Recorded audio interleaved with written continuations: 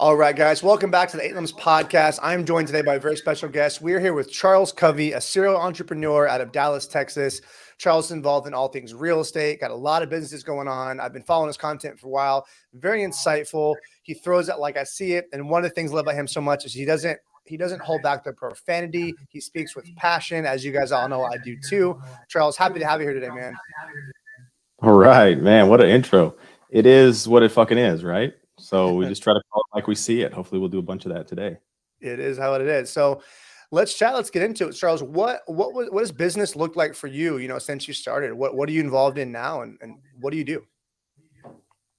It's been a very interesting career in business. I started out as I was 16 framing houses. So I'm the low guy right out there pounding nails. And, I graduated up to the nail gun to where we actually got to use a power tool. And then I shot myself in the foot and got demoted off the nail gun, had to work my way back up the ladder and have worked through the construction and development and real estate space for the last I'm dating myself, 25 years. And so it's been a really fascinating progression. And as we've gotten more and more knowledge and more capital to work with, we've been able to diversify the portfolio. And now we have a very broad base of businesses, almost kind of how an index fund would work, where we've got some exposure to several different markets. But real estate is really our primary focus at the moment. I love it. And does that mean now, are you developing real estate like multifamily? Or are you developing new constructions, luxury homes? Let's talk a little bit deeper on that. Sure. Yeah. So we're developing what we call horizontal multifamily, so build to rent projects. And those are a relatively new asset class, something that's come about in the last 4 or 5 years, and really especially in the last couple of years, and it's just going gangbusters right now. So that's entire subdivisions of homes built to be rented. So same principle as multifamily, but we've got larger projects. These are full size homes. Love it. Okay. Do you guys acquire land to develop that, or how does that process work? I'd love to know the viewers. This is a lot of things real estate in this channel, so they're going to want to know the process. Are you buying land? Are you buying and demolishing houses down? Yeah. So, and that's the key to what we do, is getting the right land acquired. And our core business is LandVest development. So it's called LandVest because it all starts there. Regardless of our exit point, we've got a bunch of ways we can exit a project. But getting the right dirt under contract and getting control of the right pieces of property, that's really where it all starts. So being really good at seeing the vision of a property, seeing what it can be, what things can happen, doing all the entitlements and the zoning and the annexing and all of those different types of planning in order to set a project up. And then we get the option whether we exit it at a paper lot stage or we take it all the way through vertical development. That's amazing. Are you in charge of the contracting as well? Sounds like that's what you got into. So you guys handle everything. Yeah. So we don't do any of the vertical construction at the moment. That's actually really my strongest suit, is the vertical construction. And I've built over 5 billion across Texas over my career. So love the vertical portion. But as developers now, most of the time our lenders want to see us bring somebody else in as opposed to self-performing that scope. That makes sense. So we do a lot of the horizontal stuff. We'll do streets and utilities and dirt work and a lot of those with our in-house staff. And we do that portion of the construction. And then one of our GC partners goes vertical. Okay. How big of a staff do you guys have involved in that? Well, so the staff this is great. I love talking about this because of the interesting scenarios that we've been through. At one point, we were about 135 staff, which is, it's a decent sized organization to have to run. It's certainly a challenging organization to run, especially in a post-COVID world in construction. And as we've performed less and less scopes in-house, and we subcontract more and more of that, so we've been able to shrink our staff, increase our revenues, which is a better place for me personally. Always. And just something I like more, as opposed to having the big staff. So now we're at, 15 or something. Oh, that's huge. Yeah, that's a huge, whenever you can difference. increase that profit line, for sure, that makes a big difference. So real estate world is it. Are there any businesses that you have that are outside the real estate space? Yeah. So we've got a media company. We've got a metal fabrication company. Of course, we've got a capital raising arm that raises investor funds that we use in our real estate projects. We're also working right now on some acquisitions. And so we haven't done a lot of M&A work in the past, but there's opportunities out there.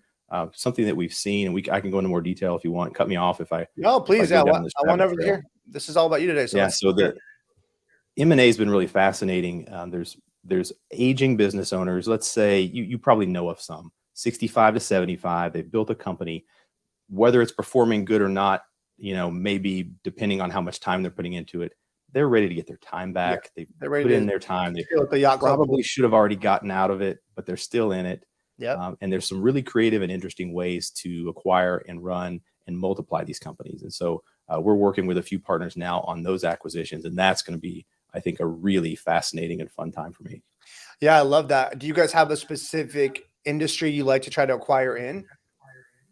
Yeah, we definitely want to look at things that Amazon can never touch. So example, manufacturing, welding, machining, things that are done in a way that, you just have to have a facility with people that know how to do that thing.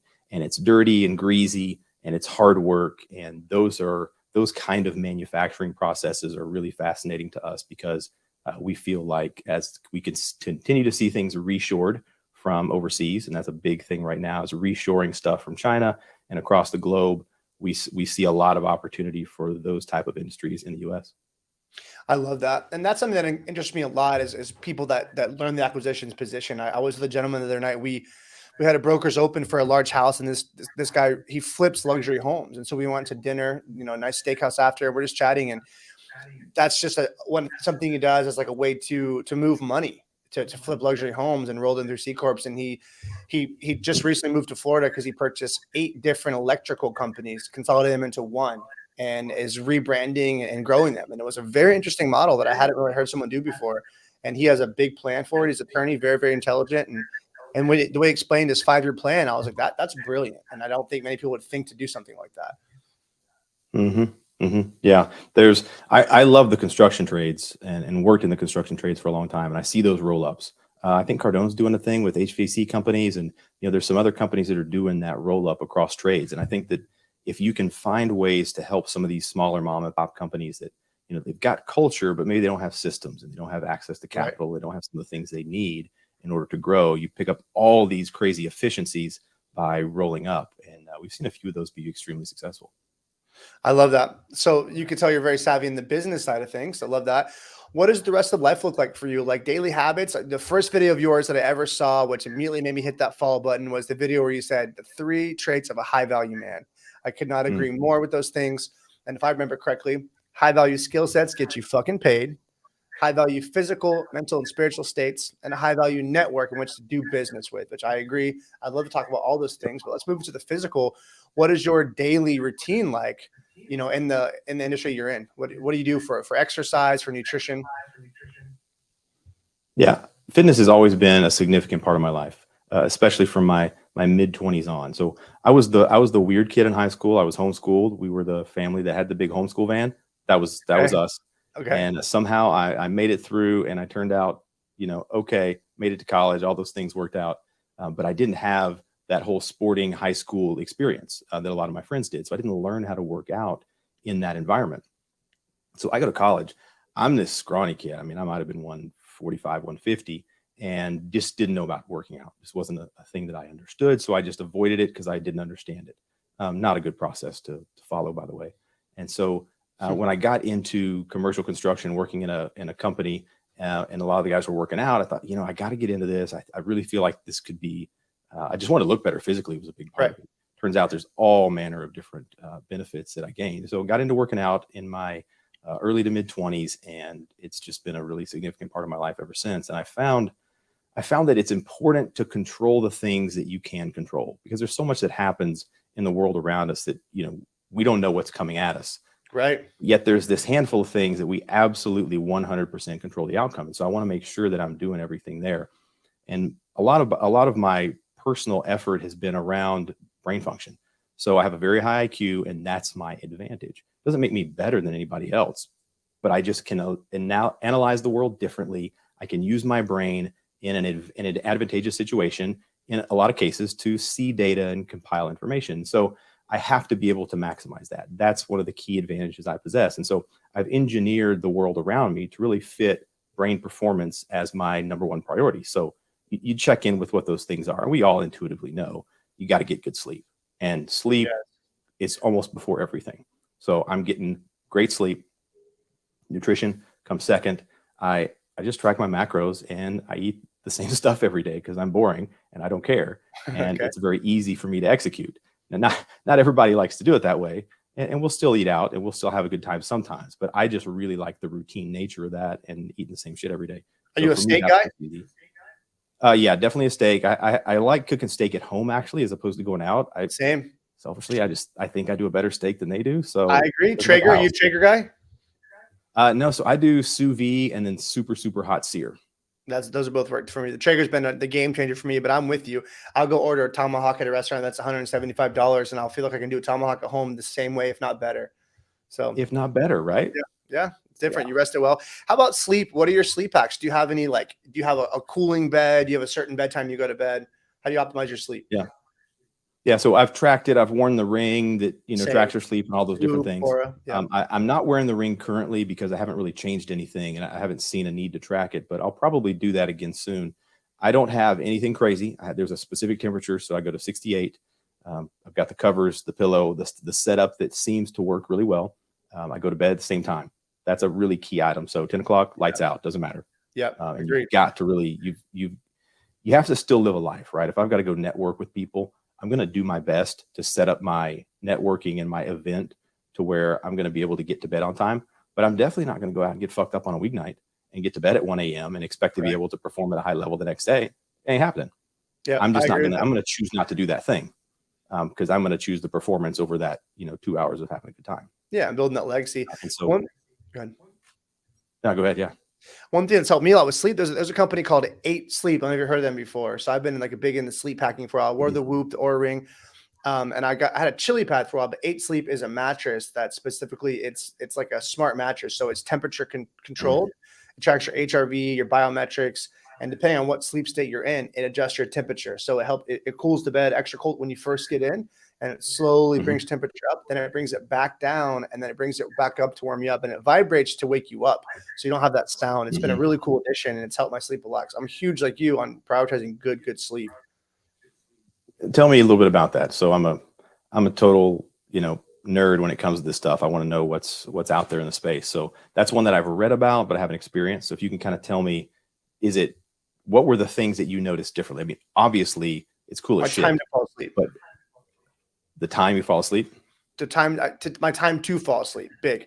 So when I got that, and so one of the best things about it is there's 2 sides. You control it from the app. So my partner has a different side than I do.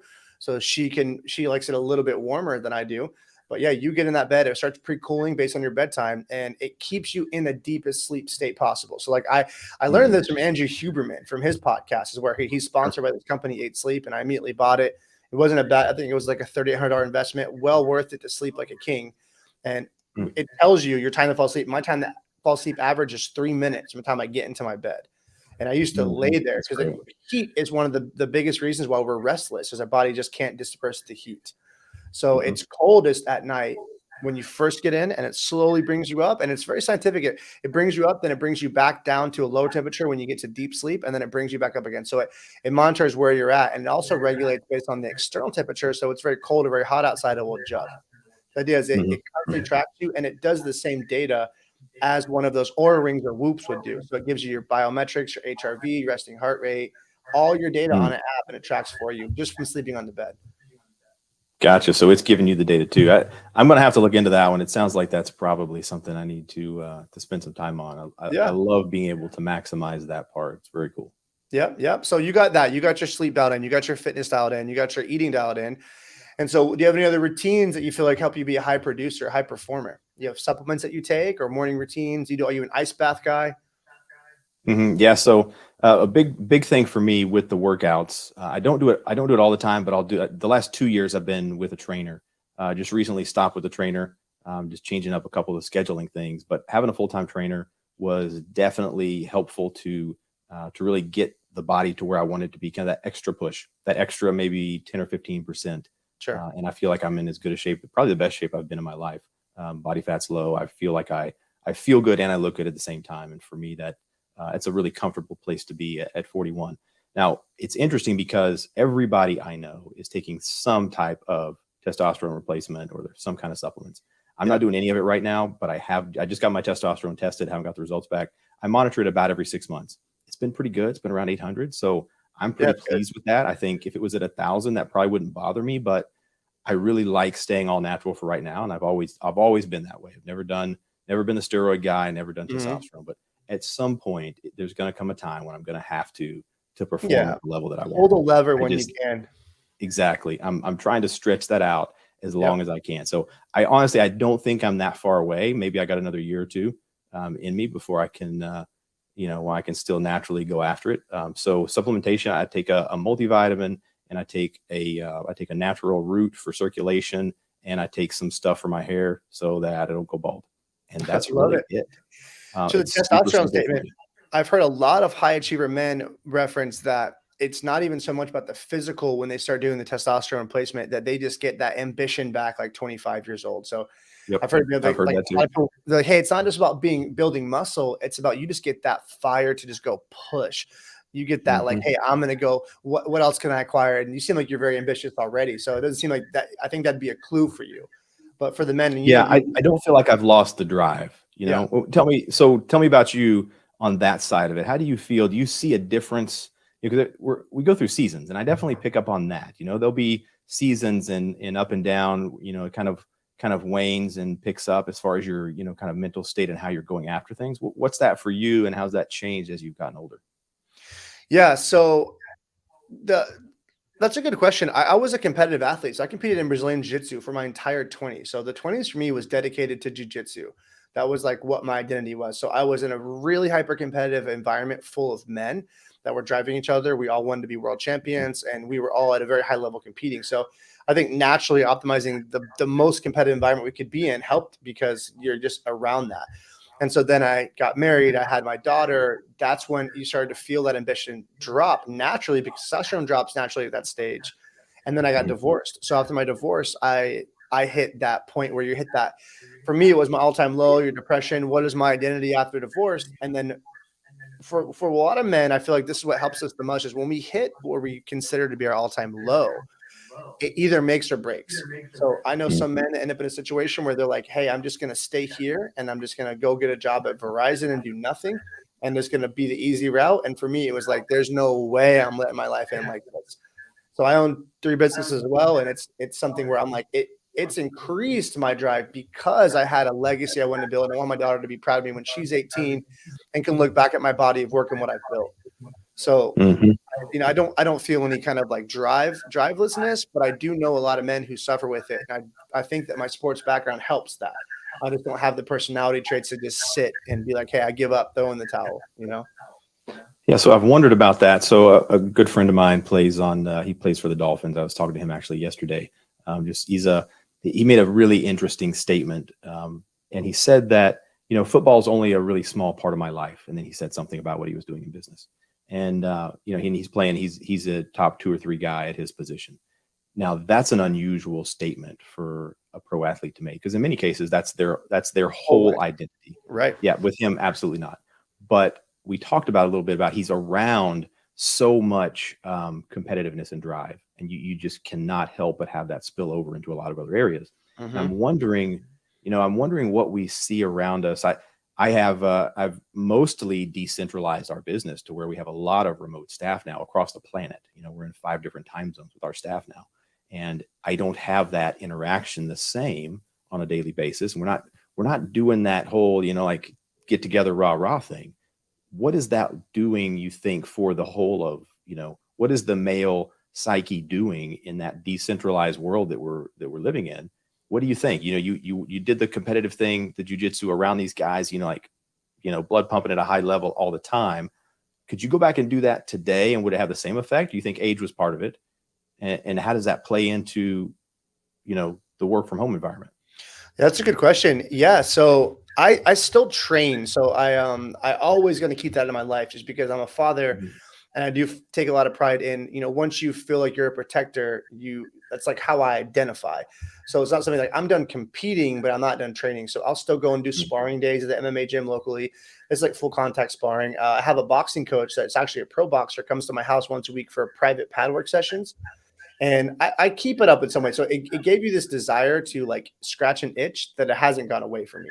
So I do like road Mhm. biking. I lift weights every single day. I'm like the guy that has the home gym with the ice bath, the sauna. My whole garage is just matted floors and a weight room in there. Essentially, it definitely keeps me driven. Like again, that's what I explained. The men who didn't have the competitiveness growing up, I feel like they're the ones who start to hit that slump in their 40s because they don't have that identity as, hey, I'm just a driver. I just do something, right? So I'm grateful for it. But I do think that having the competitive male environment is an asset. It's an asset, and a lot of men do avoid it. So I miss having that tribal environment of like the men around you that will, like I said, that will talk mad shit to your face, but just defend you behind your back. And that's like what the martial Yeah. arts lifestyle is like. It's like a bunch of men. No one's losers in there. Everyone's driven, but it's like that. It's like ruthless shit talk, like the military guy to guy. You're the guy getting roasted. You're getting roasted by everybody that day. But Yeah. they're the guys that wouldn't let someone speak behind your back. So I think that competitive male environment's huge, and a lot of men do avoid that these days, right? Especially when you think about an alpha male. If you're the alpha of your life, you're usually the head of your household, the alpha of your company. A lot of the entrepreneurs, I'm a mastermind group here, and like I think about that. Like the one thing I feel like does separate me and a few other athletes from the entrepreneurs that we have in our mastermind group is that there can be a delusion of that sometimes when you're like, hey, I'm the king of my house, the king of my business, but in the grand scheme of it, I'm not necessarily being checked anymore by anyone else. And so, right, it's nice to have men to do that for you. Yep. Yeah. In fact, we were just talking about that yesterday with my friend, my NFL friend, and I have seen at different points in my life where I didn't have someone to check me, not because I didn't want it, but because the people that were around me, I was their boss, or they were monetized, in such a way, and I would rather they check me, but they were too scared to do it. Yeah. And that's not a good environment. We have to make sure as a leader, I have to make sure I'm creating a scenario where they're comfortable to do that. But fortunately, at this age, I've it's really just in the last couple of years built a network of guys that I think are mentally on my level, and we have conversations, and it's not about ego. It's about getting to the right answer. And for me, that's a very comfortable place to know that there's people that will say, hey, Charles, no, you're wrong. Like, that's not true. And here's the data. And I like to have those conversations with people that have the information. They can say, hey, you're wrong. Here's why. Let's get to the right answer. How valuable is that? Let's talk about that, because that was the last point of the video, which is how important would you say network was for men, and how can a man go out and find a better, higher network by reaching up now? I mean, I think it's absolutely one of the most important parts of a successful entrepreneur's life. And even if you're working as an entrepreneur or in another business, it's still critically important, especially in your sphere that you operate in. And I can make a phone call right now and get nearly anything done in certain industries because I've built that network over time. Yep. But it takes work, and you've got to find the systems and the ways that work for you. Something that is really important, something that my wife has done, I really appreciate this, is to build out a system to keep track of those connections. So, we're using a list management system online, but it's anniversaries and birthdays and the things about all those people that are in your personal network that mean something. And so we can send them a card and shoot them a text. Sometimes we'll send them a special gift, just to stay connected, because what you don't want to happen is to have that network kind of fall away over time because you didn't nurture and you didn't take care and you didn't maintain those connections. And so I was guilty of that in many ways. And so she's really taught me that that's important, to nurture that network over time. I'm not naturally that way. I'm super introverted, and I love to be behind my screen, looking at my spreadsheets and processing things in my head. And so it takes a little bit extra effort from me to make sure I'm maintaining connection. That's so huge. That's a deeper subject there. So yeah, the nurturing, like, again, this season of life, the last 3 years of my life, I've like reinvented my life. I moved to a new city. I'm in St. Petersburg, Florida, if you're familiar with it, right outside of Tampa. Yeah. Is where I'm at. And it's a great town. It's a beach town. We've got a big industry in the downtown area, a lot of development, a lot of cranes going up, a lot of high rises. I live on the island called Treasure Island. I'm in the beach area and about 20 minutes from downtown. And the cool thing about that is if you go downtown, you can network with people my age and in their 30s, they're on their hustle. But what I've been able to attract, and I give a lot of it to this, I write in this every single morning when I wake up, I do my affirmations in my journal. And this is more like setting my tone for my day. Something I started writing is that I have a billionaires network. I have a billionaires. I make powerful connections everywhere I go. So just at the local yacht club here, which is, we pay for pool days to go all the time and hang out. I've met some incredible connections, men worth hundreds of millions of dollars, like those guys you're talking about in their 60s, exiting companies that just shoot the shit with them. I go to dinner, interview them, pick their brain a little bit, and make it very clear, like, hey, John, I don't want any of your money. But if you teach me how to make my own, I'm all ears. And those guys love that because they remember being at that stage of their life. And those are Yep. absolutely huge. And I've done so much business this year because I met a guy that had a 4-hour conversation with him one day over some Tito's and soda. And the next thing I know, he's sending me client after client after client because they're vetted through him. So I can assure like network is huge. And men should spend more time, not only out finding it, but like you said, nurturing the network. Yep. And there's no shortcut. You can't just snap your fingers one day and have it. Like it does take work. It's like building a business. There are no easy ways to just make this shit happen and make $1 billion overnight. You can't just create that $1 billion network overnight. But there are a few ways that are advantageous.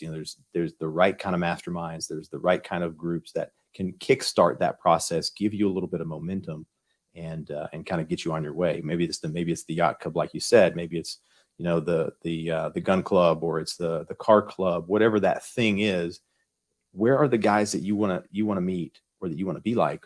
Where are they? Yeah. How do you access They're them? not in the bars. That's it. No. Yeah. They are not out there drinking a beer at 2 a.m. Chasing tail on a weeknight. Exactly. That's not where they're at. Promise you.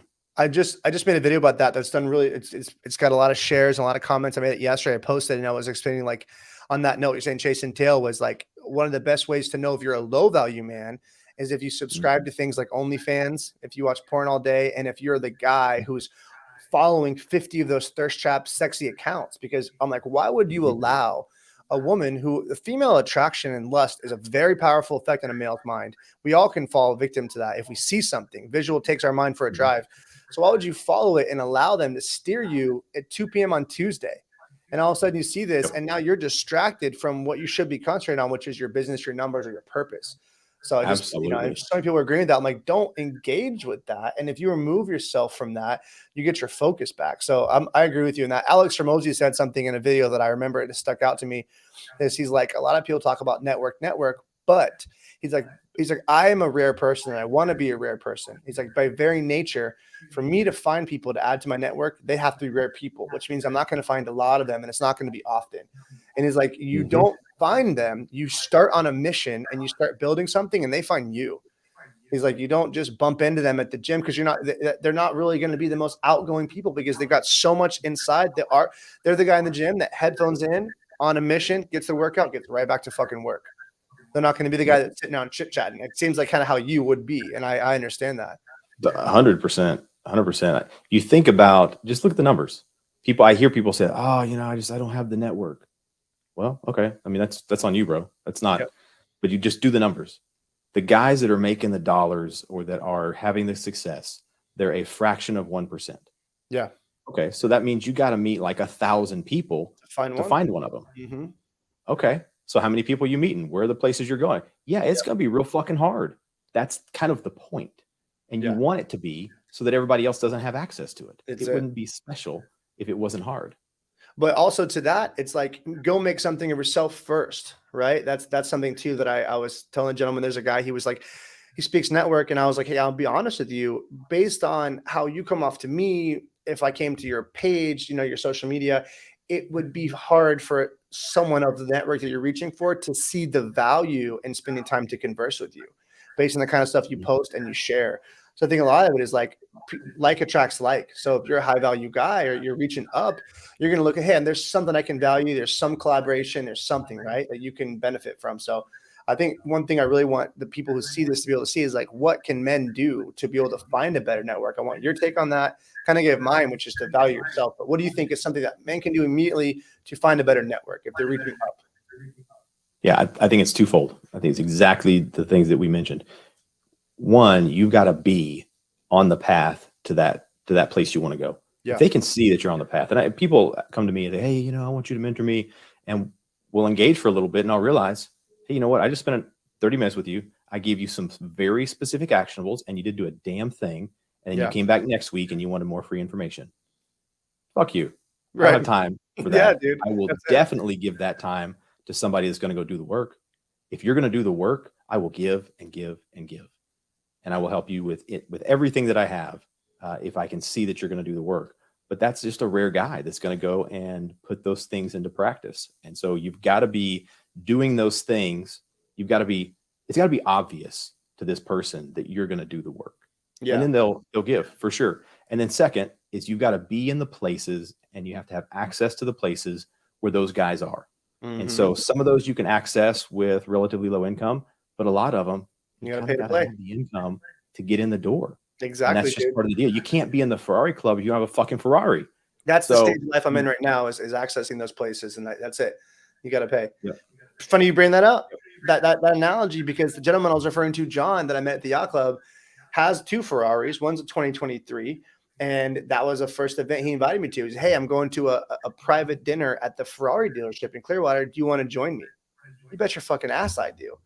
Hell yeah. I can't get in there if I didn't get invited. If anybody's just a buddy I met, right? And that's a perfect example. That's a hell of a room to be in. I agree with that, because you have to be in there. And it's like I watched an Andrew Tate video, and he was like, I didn't buy a Bugatti because I wanted the fucking car.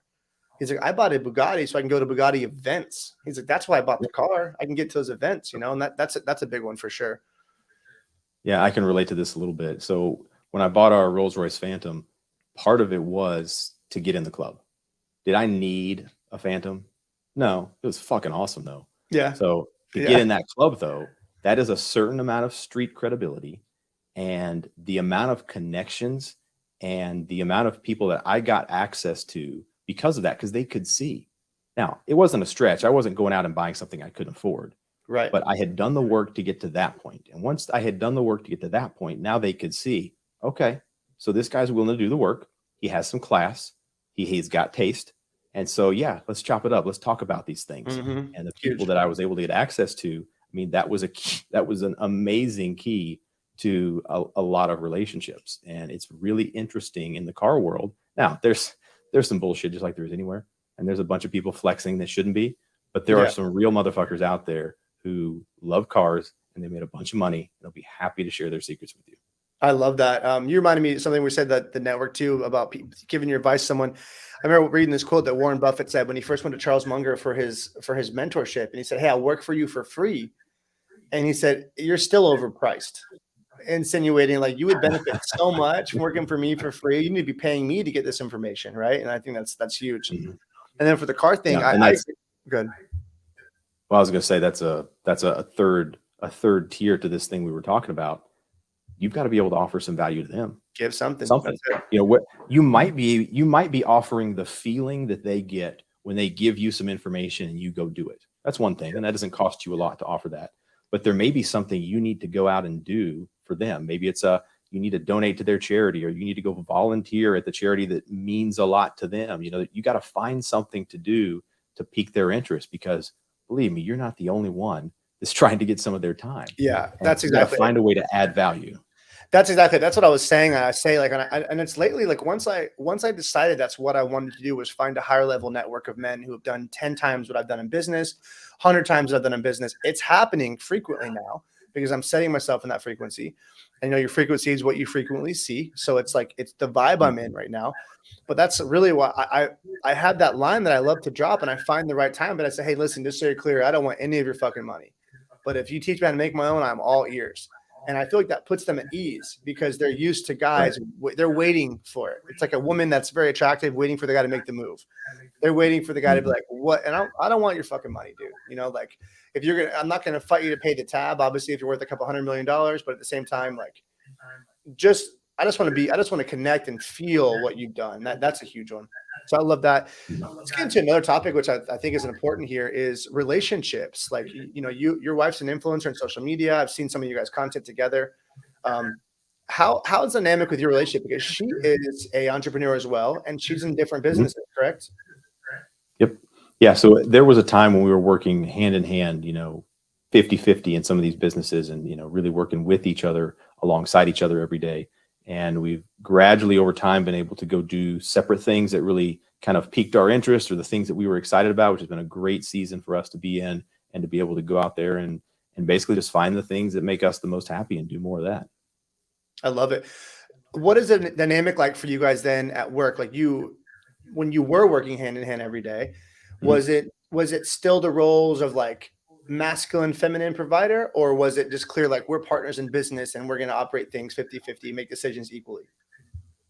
Well, I'll preface this by saying we learned the hard way some things not to do. Okay. And that's been a very interesting part of the process. We're about Yeah, a give us the decade. good stuff. Yeah, about a decade that we've been doing it. And she was an entrepreneur when I met her, and that was one of the things that first attracted me to her. And I thought, you know what, we're gonna get right with each other. We're just gonna go crush all this shit. This is great. We're just gonna do this together. And I think a lot of people are attracted to that. And in theory, it is kind of a cool idea, right? To be able to have somebody to just go slay dragons with. But if you think about it, it can create some problematic dynamics in the home relationship. So yeah, I had somebody that I could trust 100%, no matter what, had my back through thick and thin at work, which is great. And I really appreciate that. However, it does make it challenging, especially somebody like me. Like I work in my head, I'm working if I'm awake.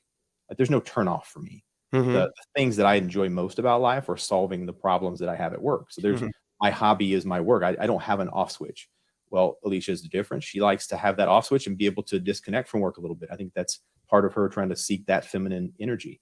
And when you're in a masculine state all day as a woman, and you got to instantly go home and turn that switch and be a sweet, loving wife, that is a very challenging scenario. And I think that, I think we both learned a lot about that. That's a really hard position to be in as a woman. I have tremendous respect for the women like her that have been able to figure that out over time. But it wasn't overnight. Like there were definitely some times where it's like we've been, knocking heads all day at work, and then you come home and like, wait a minute, are we supposed to still be knocking heads? This doesn't feel right. Like, how do we pull this off? That's exactly what I was asking. Do I feel like this is what a lot of this is a topic that comes up a lot, especially the mastermind group I'm in, where like in the dating scene, let's just call it here in Florida. I'm sure it's same in Dallas, where if you're a guy, you're in your 30s, you're doing pretty good. And when I say pretty good, I mean you're definitely making low six figures, but that's not, you don't have a salary position job. You're doing pretty good. And it's like men don't know what they want. They go, do I want the woman who is literally just going to lean on me for every bit of provision, but she comes with the past that I don't want, and she really can't offer value. She's got an intellect that I can't even bounce ideas off of when I'm talking about business. So sometimes they lack that. At the same time, the other side of it is that career-driven woman who doesn't have the time and nurturing attention to give to them because she's focused on her own shit too. And so I feel like men don't know which they want the most. And that's what I mean. Like how important that is, like, especially men who are hustling and who are grinding, especially like when you're working 10, 12, 14-hour days, you need that partner to just like put your head in their lap and rub your head and be like, babe, you're working so hard. Like men sometimes need that, and they pretend like they don't, but that'll give you fuel when you know you're doing it for her, and she appreciates that. So that's kind of what I wanted to ask about, like what the dynamic was like with you guys. Yeah, it's a challenging position for women who have a lot of drive and want to go out and achieve. But at the same time, they know that they've got to connect with that feminine energy, and they've got to be that counterpart for their husband. And I think that's Alicia spent a tremendous amount of time and effort coaching and reading and meditating and working on how to connect those two and how to flip that back and forth when needed. I think what she has learned over time is that trying to go be a man is not a good place for a woman to succeed in life in general, because it may get you some things in the short term and it may get you a few things in business, but it does create a conflict internally. And I think that's what she figured out over time, is that she felt very unfulfilled because she wasn't connecting with that energy that she needed in order to really be her true feminine self. And so that's been a really fascinating lesson. I have a tremendous respect for her for putting in the time necessary. One of the most driven and committed and willing to do the work people I've ever met. She's done the work internally to figure out what is that place she needs to be at. I think she's dialed that in, but it's very challenging to do. I love that. And the next question, because I can hear it in how you're speaking about her. How important would you say it is for a man to just find that partner and find like that true love, that actual, like a good woman? Like you get the men who say, I'm just going to be single for life and go out and just get the girls because I earned the position to do so. Obviously, you're 41, you're a good looking guy and you made some money. So if you were single, you would have whatever options you wanted. However, you're not single, and I guarantee you would not want to be, right? So how important would you say it was, and what would you lean towards there if you're talking to a man who's in 21 who doesn't know where you want to go? Yeah. Well, I have an interesting set of data to pull from. Again, I'm the analytical guy. I go to data. And in my late 20s, so little bit of history context here, this will make more sense. So I was, again, remember we talked about me being the weird homeschool kid. So I was a virgin and didn't drink until I was 23. So just, didn't do anything wrong, didn't do whatever, didn't live much actually. And so I realized at a certain point that I was doing a lot of those things for some values that I thought I was supposed to live up to, placed upon me by other people.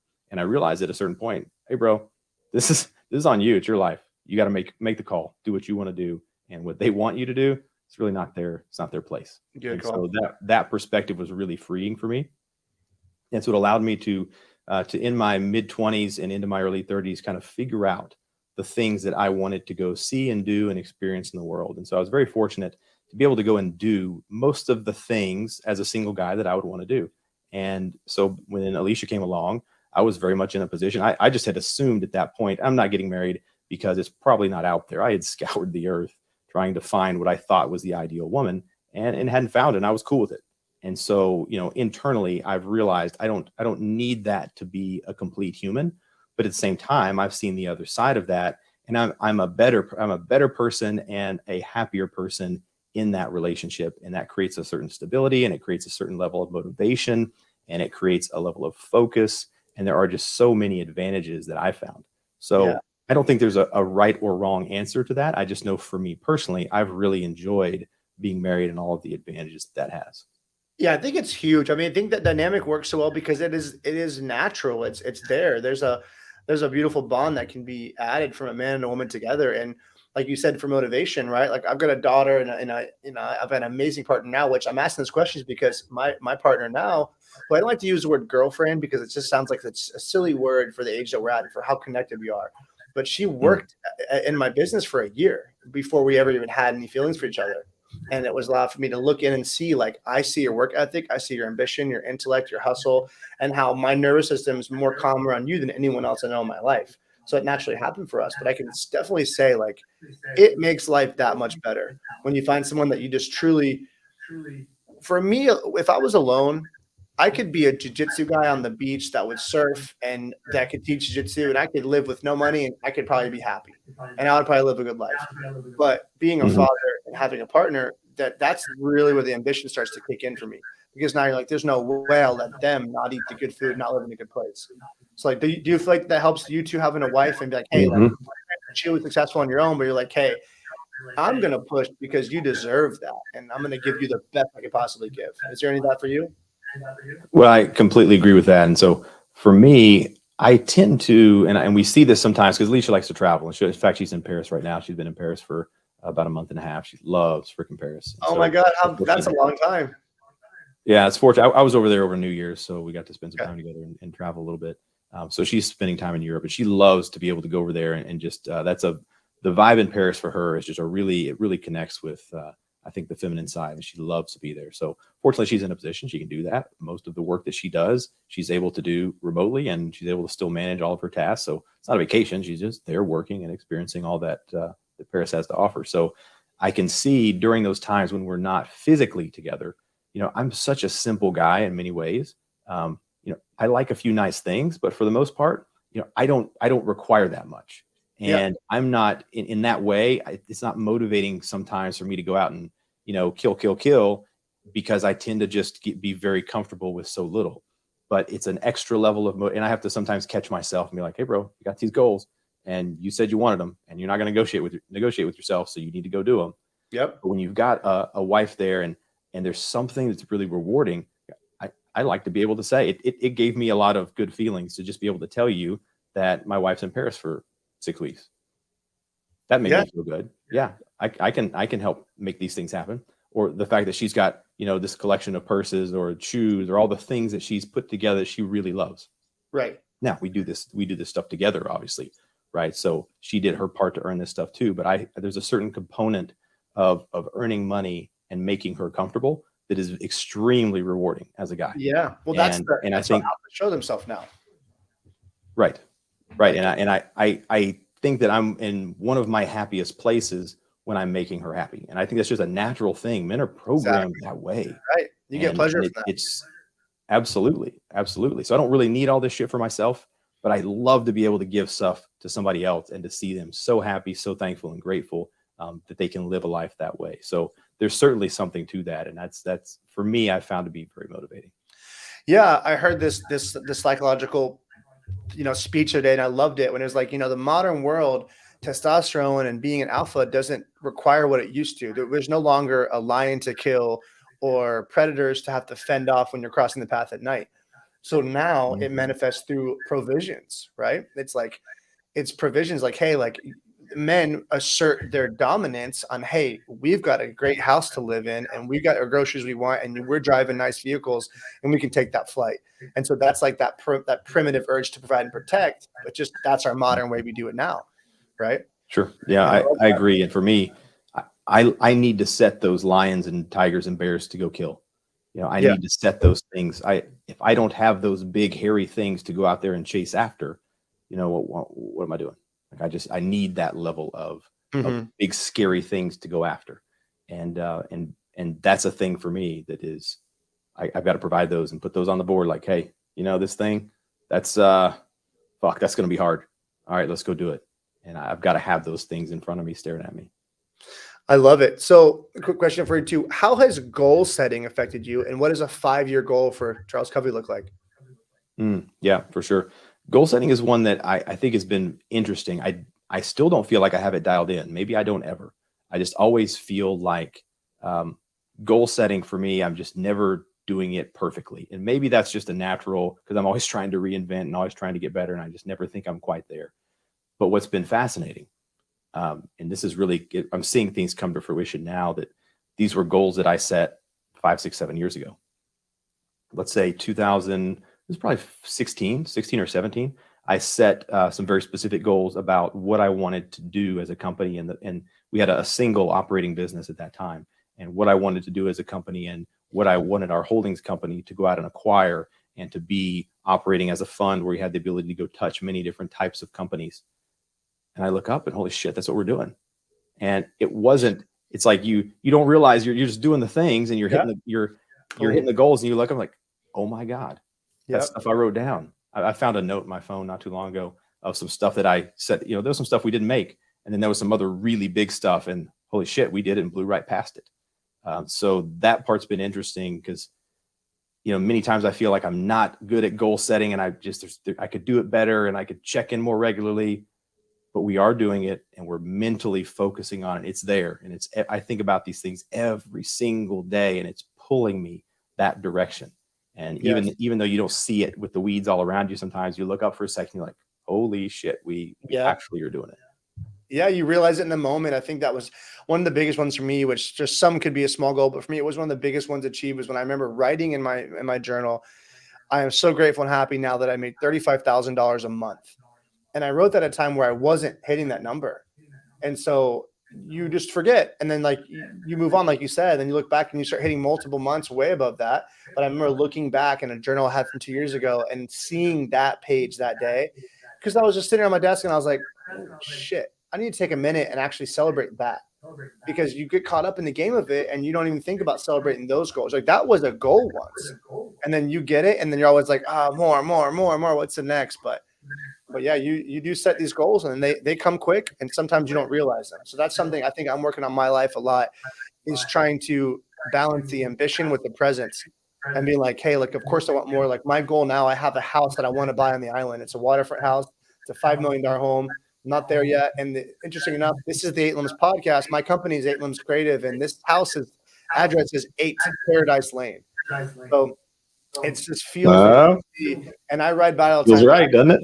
Yeah, I have that house printed out. It's on my bathroom mirror, and that's something that I'm focused on getting to. And I want to be like, hey, this is. I do believe I've read Think and Grow Rich many times. I didn't really start to click for me until this like second time around through, and I really started realizing what intense focus was.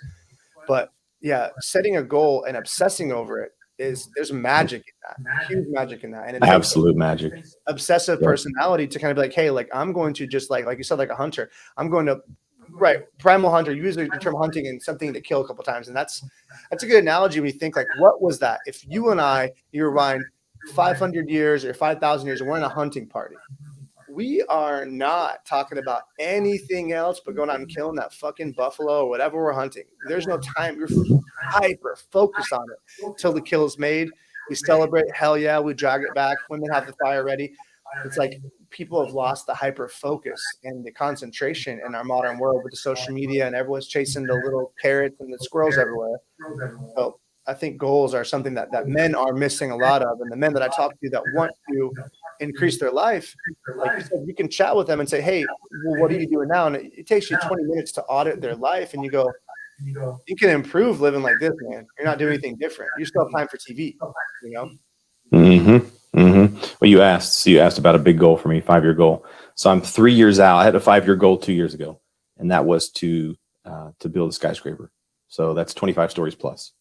And every building I see 25 stories plus, when I drive by, in my head, I'm reverse engineering how they do it, what they do, what he do, what I do different, how they get there, what was their capital stack, Financing for that shit, yeah. how they fund it. Yep. And I, look up. So today, do we have one started? No, we don't. But are we close? Yeah, we're closing financing on a $104 million project now. We do a couple of 104, 110, 150, $200 million projects that are in the pipeline now. Well, then we just go and do that skyscraper. And it's literally the next thing on the list. That's a great question I asked. So I don't know these type of numbers yet. So when back in, I was in Texas at the beginning of December, we flew with actually John, who's a billionaire. He flew my company out to film him, to be part of on his private jet. He's a G4. We flew out. We did 8 flights in 3 days. I'd never flown private before like that. And it was a changing experience for me because of the logistics of what the trip was. It's very business savvy. We had meetings with mayors, and they're building a soccer stadium in Jacksonville, Florida. Then we flew to Dallas and San Antonio, then Austin. And it was a really cool trip. And my company was there to document. We were there to kind of be part of these big real estate recruiting events. He's starting a new real estate company. And, he's funding the soccer stadium construction himself. And we met with the mayor. We did this video production of it. Now we had an NDA, but now it's public information. And I don't know what type of funds are required to build something like that. But for a skyscraper, like you said, 104 million, I don't know what that gets you. What is the budget you think for a 25 building residential building? 20, what do you say, 25?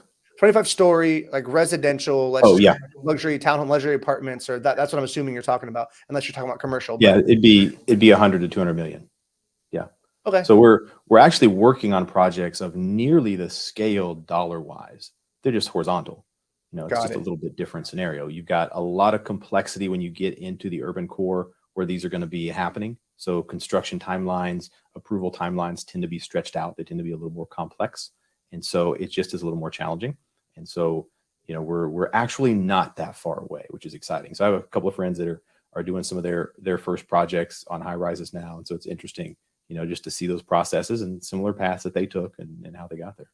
Yeah, I think you're going to do it, man. It's going to be cool to high five you when you do it. Hopefully I can come out to Dallas. We'll toast a scotch to it. And, it's going to be cool to see. Do it. Absolutely. Yeah. I'm excited to check some of those things off. And I don't know though what the next thing is, because for right now, that's a really big one for me.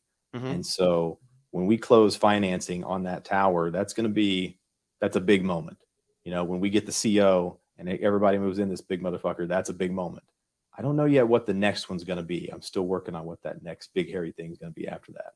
I love that. We're here in Tampa, St. Pete. Tampa is a huge uprise of new construction, if you even keep up with that market over here. But I own a large real estate media company. So we just have 12 employees, but we're spread over 7 cities, and we do all the luxury homes, all the single family homes. We do a lot of the media for these big buildings. When things are getting developed, we're going to do all the aerial stuff. So there's a new building getting put up that's going to be luxury townhomes, and there's a beautiful rendering. So one of my big goals is to be the media provider for that. When it goes up and ground starts getting built, our company's brought in.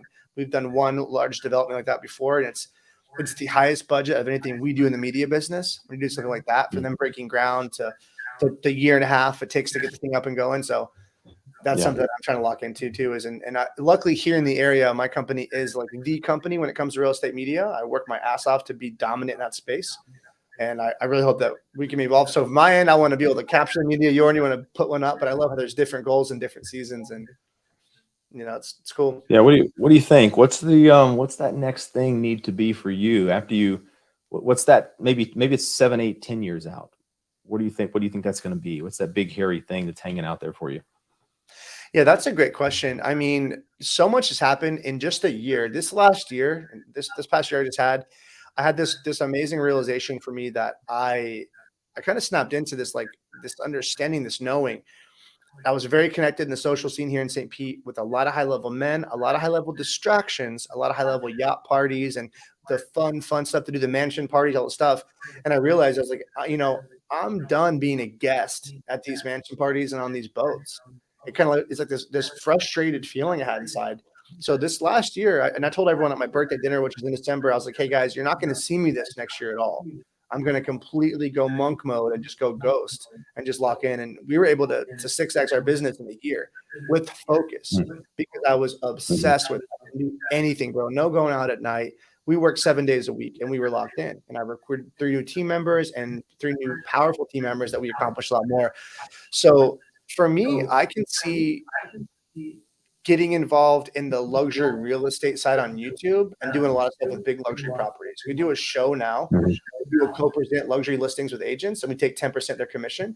But we're starting to get a lot of buzz on that. People are reaching out to us for that show from different areas that are 3-4 hour drive from us. So there's something to me in luxury real estate, and part of it, I have my eye on luxury real estate. And if if you're a law of attraction believer, if you understand the manifesting side of it, if you subscribe to it, I feel like there's a reason why I'm always in vision experiences, not vision boards. I'm in these homes all the time.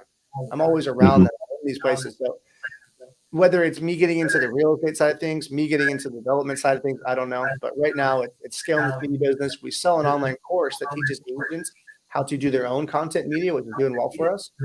And this podcast allowed me to connect with some amazing people. So I don't know exactly what the 10-year plan is for me or where I'm going to be in 10 years, but it's going to be continue to grind and continue to make myself omnipresent in this area, synergistic with real estate marketing. There's an example. You actually did it without needing this motivation. When you 6x in a year, congrats. It's amazing. You should be proud of that. There's an example when people ask, I just need to know how to grow my business and I need to know what the next step is. So I use this example. I say, okay, let's just, for a minute, let's pretend that I pull a gun out of my pocket and I put it to your head and I say, all right, you got 2 weeks, or let's say 2 months. Let's give them a little time. You got 2 months. You got to make $300,000 in 2 months, or I will kill you and I will kill your family. There's no option. And then you just ask them, okay, there's a whiteboard. What are you going to do? Well, I don't know. You better figure it the fuck out. You're going to die. Yeah. And you just play through this scenario. And like, I'll even, elevate that to a more like, then, start elevating my voice and like create that sense of urgency, get them in that mode, and they start writing shit down. And, you got to get them a little bit scared. They start writing that shit down. Yeah. I like this. I like this. Work through a plan. They work through a plan. And then I look at them like, bro, why do I need the gun? Yeah. You need it you knew it the whole time. Yeah. You know it the whole time. And when you see their face afterwards, it's like, holy shit, I had it all along. And that's a really fascinating scenario to be able to illustrate for somebody, because in most cases, a saying that I use a lot is I'm the problem and I'm the solution to almost anything that comes at me in a given day or week or month. And you've got more ability to solve these problems than you realize. Yeah, that's huge, man. I really like that. One thing I want to comment on, because, I do have a lot of conversations. I can tell what a good communicator you are. So props to you on that. Like, you can tell you're very composed, very calculating how you speak, but you seem like a very, very good communicator. I'm sure you manage your team very well. Sometimes, yes. I don't feel like I've ever done it perfectly. It's an area that I don't feel like comes naturally to me. So I like to speak and to talk in a controlled environment. When I'm planned and I have time to prepare. I used to do competitive speaking, but in a way that I tend to be very granular and so much detail, and trying to convey things concisely is something that I've had to spend a lot of time trying to work on, getting things out quickly, concisely, in an actionable manner. It's taken a lot of effort for me. So I'm still working on it, but man, I really appreciate that. Thank you. Yeah, for real. All right. Well, before we sign off, we're going to hit you with a couple rapid fires. So first of all, you're a man out there. You're 18 to 25. You're starting your life. You follow guys like us. What is some of the best advice you'd give them right now?